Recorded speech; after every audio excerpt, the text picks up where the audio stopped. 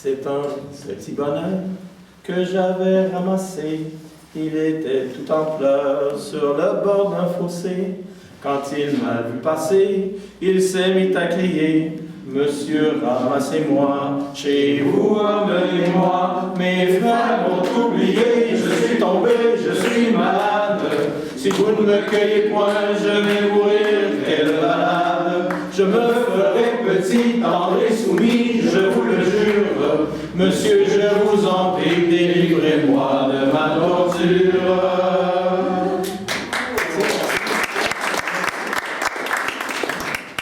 Alors, c'est quoi le bonheur? Hein? Vous êtes-vous déjà posé la question, c'est quoi le bonheur? Tu sais, des fois, j'ai l'impression qu'on le cherche, puis on ne le trouve pas parce qu'il est déjà là. Puis, des fois, ça peut être juste le sourire d'un enfant. Ça peut juste être quelqu'un qui, sans y penser, vous dit « ben je t'aime ». C'est plein de petites choses comme ça. J'ai l'impression que des fois, avec nos téléphones cellulaires et tout ça, à vouloir tout faire en même temps, puis patati, patata, écoutez, arrêtez à un moment donné de regarder les gens dans la rue. Ils ont des écouteurs dans les oreilles, puis ils parlent avec quelqu'un, on ne sait pas trop où ils sont et tout ça. Au lieu de simplement goûter le moment, de regarder les autres personnes, de faire un sourire à certaines personnes, tout simplement. De faire...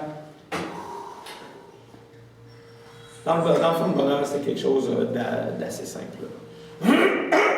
Pardon. Et des fois, c'est de ne pas avoir de problème de voix, mais ça, c'est une autre histoire.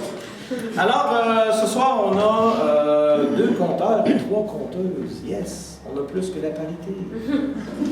Et c'est des gens qui ont travaillé très fort grâce au Cercle des compteurs. Puis, j'aimerais aussi souligner la collaboration du Centre de valorisation du patrimoine vivant, Estrade, que vous voyez là, sans quoi nous, on ne pouvait pas vraiment opérer comme on opère et tout ça. Fait que, puis j'aimerais aussi souligner la présence des amis imaginaires qui nous aiment beaucoup. J'aimerais aussi souligner la présence qu'il y a des gens qui viennent de Joe Violon à la maison Louis Fréchette. Merci d'être là ce soir et tout ça. Je sens qu'on est dans une ère où on est en train de se trouver tout le monde, puis on est en train de se créer du bonheur tous ensemble. Puis ça, ben, j'aime ça. Bon, je pourrais parler toute la soirée, vous avez remarqué, ouais, mais on n'est pas là pour m'entendre, on est ici pour entendre des conteurs. Fait que là, on va commencer avec le premier conteur qui s'appelle Jacques Hébert. On a un petit problème avec Jacques, OK? Ouais, plus quand même, mais on va aller juste avec un pour commencer, ça ne dérange pas, Jacques. C'est que quand tu appelles Jacques, tu ne sais jamais où. Hein? Bon, t'es où? Ah, ben, je suis à Québec. Ah, OK. Tu l'appelles une autre fois, ah, j'étais à Leclercville. Puis tu l'appelles une autre fois, puis dans un autre village, l'autre bord, puis tu te dis, tu te promènes, hein? Puis Jacques, des fois, on ne sait pas trop non plus quel véhicule il utilise. Fait que t'es, non, j'ai une calèche, là. OK. Ah, ben, j'ai décidé d'utiliser Uber. Oui, pourquoi tu n'utilises pas Eva, c'est une coop, c'est laisse faire Uber, là. Mais c'est quand tu dis, oui, excuse-moi, j'ai fait un flat avec ma licorne, que là, tu te poses des questions. Alors, ce soir, Jacques, il va vous proposer un conte qui est en même temps un récit de vie, un peu. On dirait que le bonheur fait ressortir de nos souvenirs, etc. Fait qu'il a intitulé son récit de vie « Grand Moment ». M-O-M-E-N-T. Fait que Jacques, c'est à ton tour.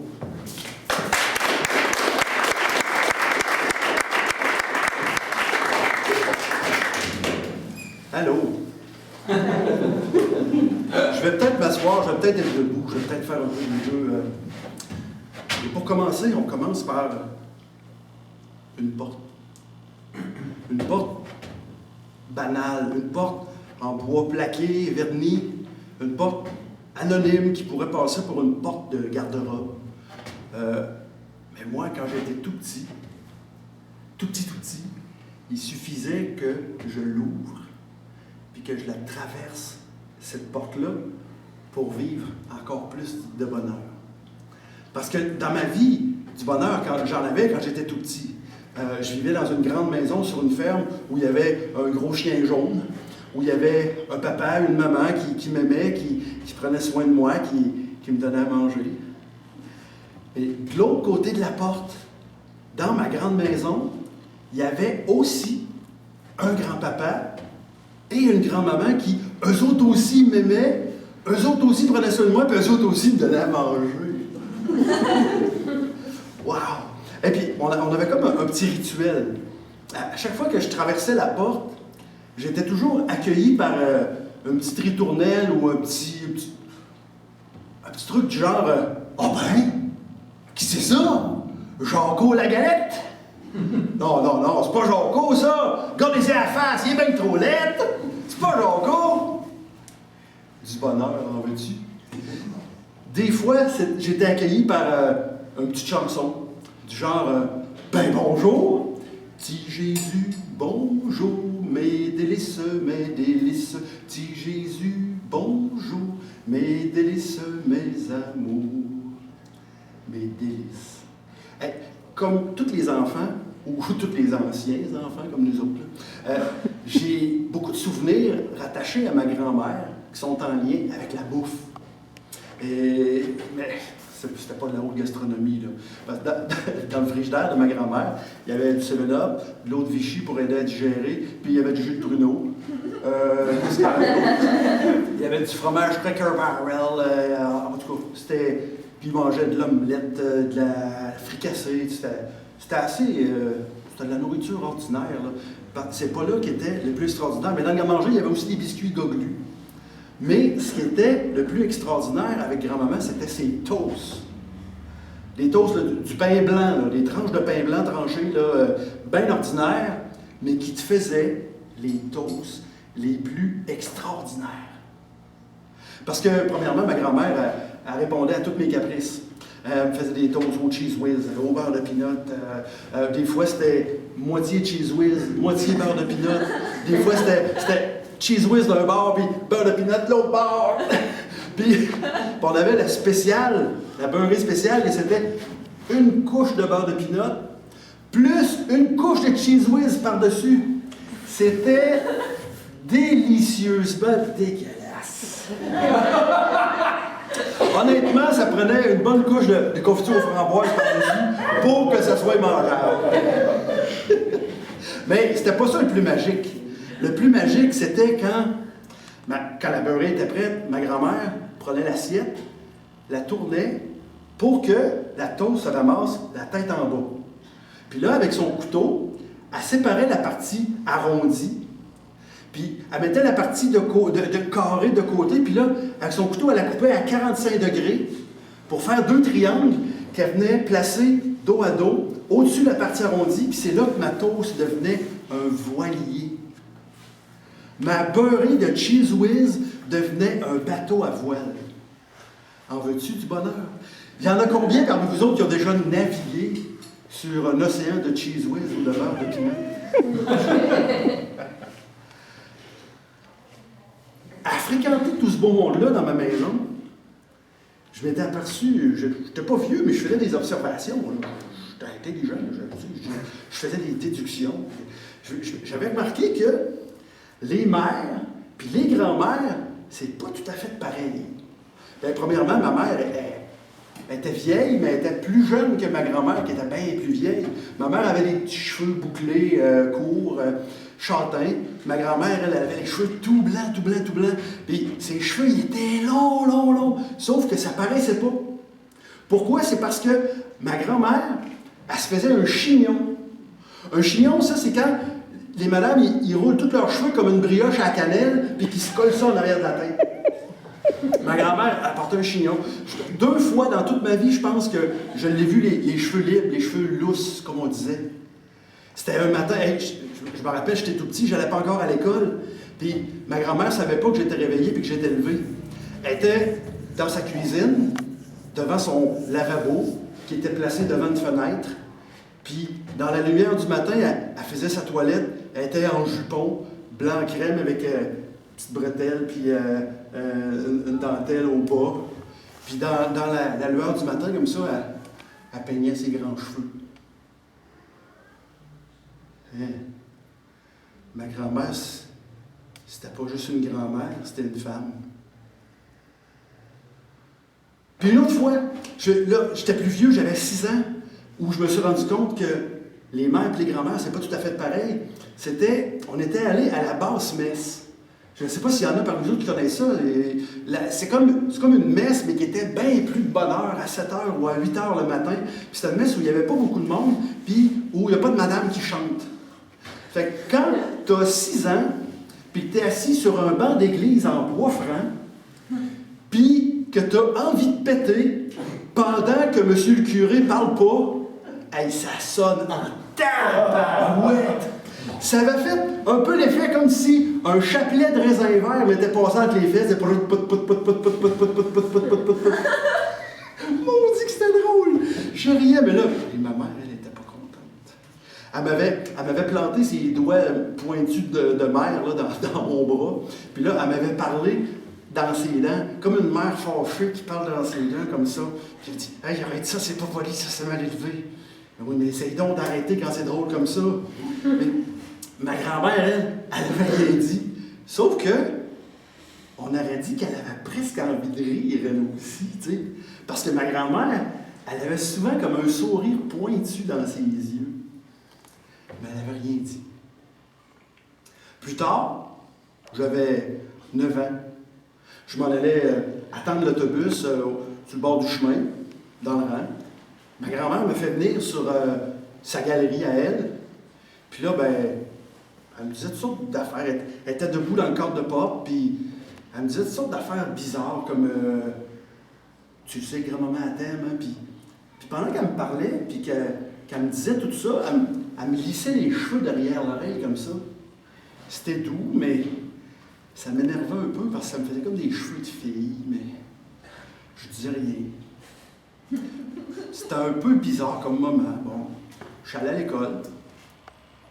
Le soir, quand je suis revenu, grand-papa et grand-maman étaient partis. Ils étaient partis vivre au foyer. Bon, mais non, je vois votre face, là, soyez pas triste, là. Hey, c'était le fun en maudit, le foyer. Hey, on allait là tous les dimanches, la famille, le dimanche après-midi, avec mes 3 petits frères.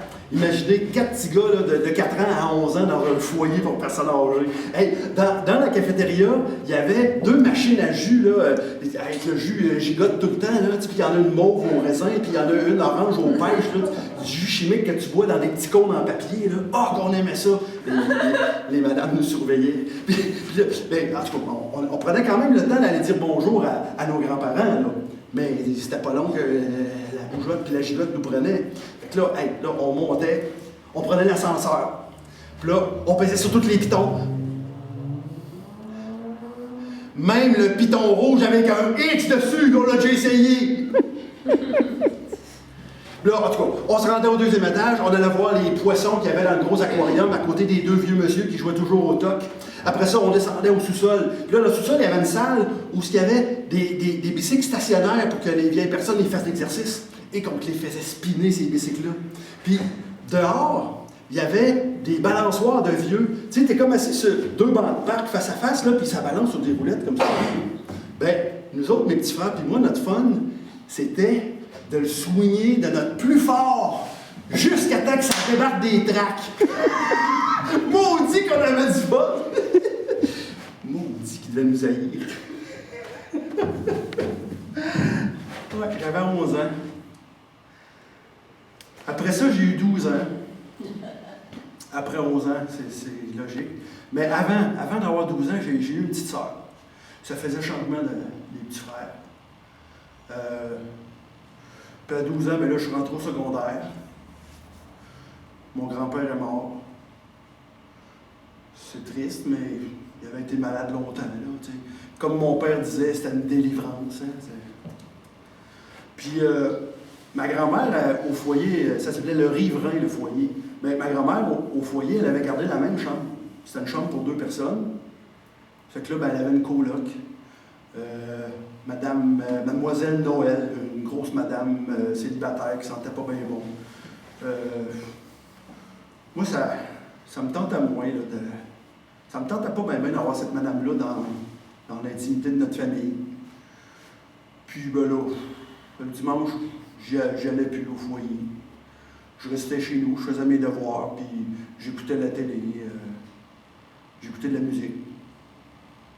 Je dessinais. Mes parents étaient d'accord. Ils respectaient ça. Puis j'avais moins le goût un peu de courir avec mes petits frères partout. Là, sauf que, à un moment donné, mon père il est venu me voir, puis on a eu une discussion entre hommes. Il me dit là, faudrait que tu viennes voir ta grand-mère. Ah, OK. Ma grand-mère, elle avait attrapé le cancer. Quand je suis rentré la dernière fois dans la chambre du riverain, ça sentait plus pareil comme avant.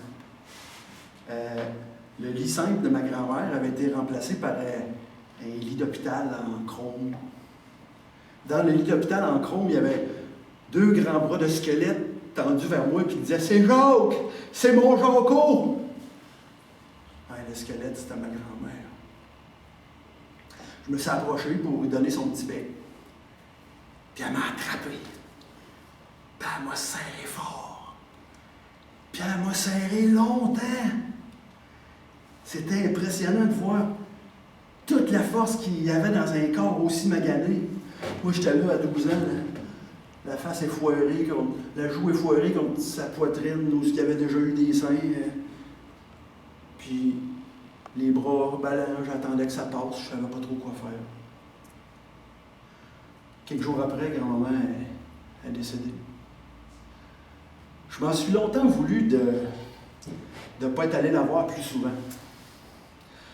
Plus tard, j'ai compris que les grands-mères, ça aime ça voir leurs petits-enfants.